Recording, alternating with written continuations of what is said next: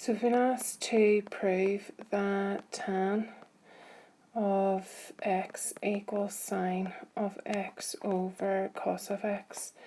So if we draw a right angle triangle and mark on an angle x, then we have the opposite side, the adjacent side, and the hypotenuse.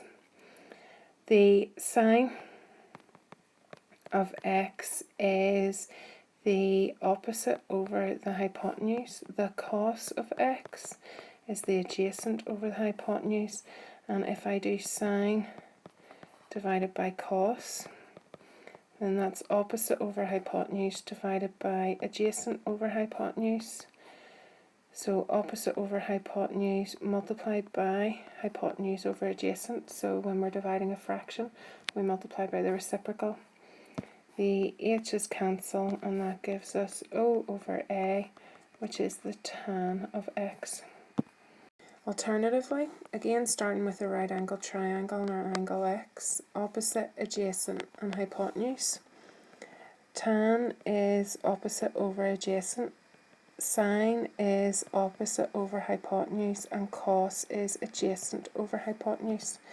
If I rewrite the sine, and I get that the opposite equals h times the sine of x. If I rewrite cos, adjacent equals h cos times x, then tan of x equals the opposite, h sine x, over the adjacent h cos x. H's cancel, and I leave it sine x over cos x. For our second proof, we want to show that sine squared x plus cos squared x equals 1. And we're going to start again with our right angle triangle. Our angle x, our opposite, and our adjacent. We know that from Pythagoras' theorem that h squared equals o squared plus a squared. But we also know that the sine of x is o over h, and that the cos of x is a over h.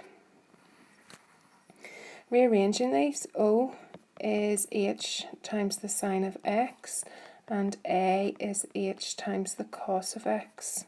So if I substitute that in to this formula, Pythagoras' theorem, h squared equals h sine x all squared plus h cos of x all squared. So h squared equals h squared sine squared x plus h squared cos squared x.